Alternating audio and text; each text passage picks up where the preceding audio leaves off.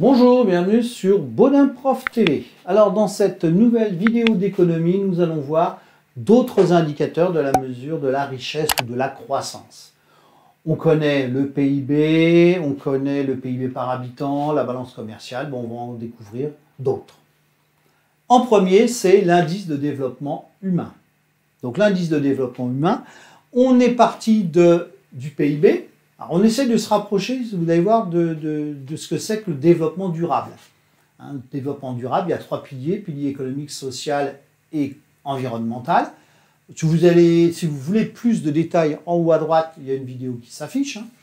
Donc on prend le PIB, donc pilier économique, donc on regarde le niveau du pouvoir d'achat, le niveau de vie des gens, et on va y ajouter l'aspect santé, espérance de vie, qualité du système de santé, et l'aspect scolarisation, c'est-à-dire le taux de scolarisation, la durée de la scolarisation.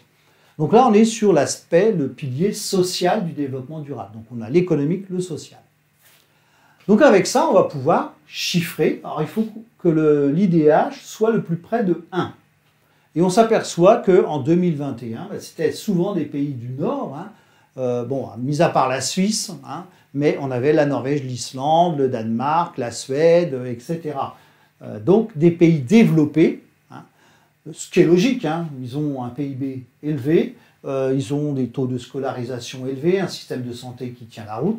Donc voilà, donc on voit que les États-Unis n'apparaissent pas dans les 10 premiers et que la France est 28e. Donc il y a encore des progrès à faire.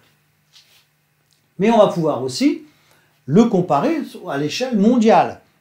En 2021, on voit que ce qui est en vert foncé, voire très foncé, ce sont des pays qui ont un IDH élevé.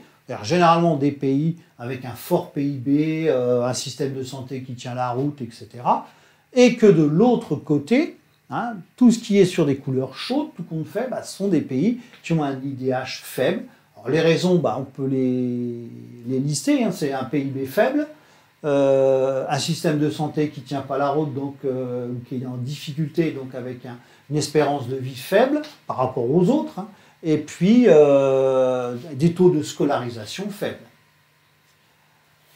À partir de là, on va essayer de compléter cet IDH tout compte fait pour aller vers un PIB vert, donc intégrer l'environnement pour avoir les trois piliers du développement durable.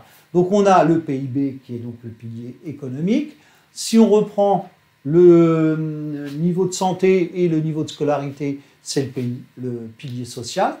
Et on va pénaliser les pays par rapport à leur impact environnemental.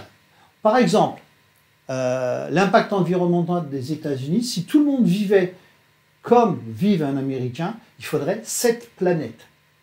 Donc là, on va pénaliser par rapport aux dégâts causés par l'économie sur l'environnement et l'épuisement des ressources. Alors c'est très compliqué à calculer, je n'ai pas trouvé de tableau, donc c'est peut-être théorique, mais il y a sûrement des chiffres, mais je n'ai pas réussi à les trouver.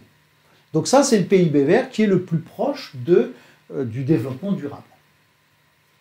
Et puis le dernier, c'est l'indice de bonheur mondial. Alors cet indice, on va le calculer, il faut qu'on soit le plus proche de 8. Il est calculé par rapport à des indicateurs qu'on a déjà vus, par exemple le PIB par habitant, l'espérance de vie en bonne santé, les différentes libertés, générosité des gens, c'est-à-dire le système social, tout compte fait, l'absence de corruption, le niveau des aides sociales, la paix dans le pays, la démocratie. Donc il y a plein d'autres critères qui apparaissent. Et donc on s'aperçoit que là aussi, on y retrouve des pays du Nord. Finlande, Danemark, Islande, Pays-Bas, Suède, Norvège et Suisse. Si on regarde bien, Israël s'est intégré là. Alors, ça date de 2023, donc depuis, ça a peut-être un petit peu évolué, mais on voit que le bonheur mondial se situe dans des pays, on va dire, développés. Si on prend la carte, la carte, on va le revoir, ça. En bleu, c'est ceux qui sont le plus proches de 8, donc un bonheur au top. Après, on a en vert foncé d'autres pays comme par exemple l'Australie. Après, on y retrouve la France, donc sur des chiffres autour de 6,5, 7, donc correct.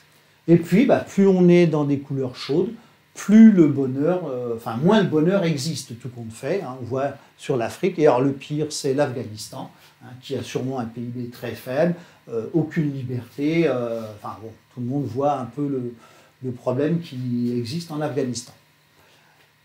Donc voilà, j'en ai terminé avec cette vidéo sur les autres indicateurs, hein. Donc si cela vous a plu, ben, n'hésitez pas à liker ma chaîne, à la partager et à vous y abonner. Merci, au revoir.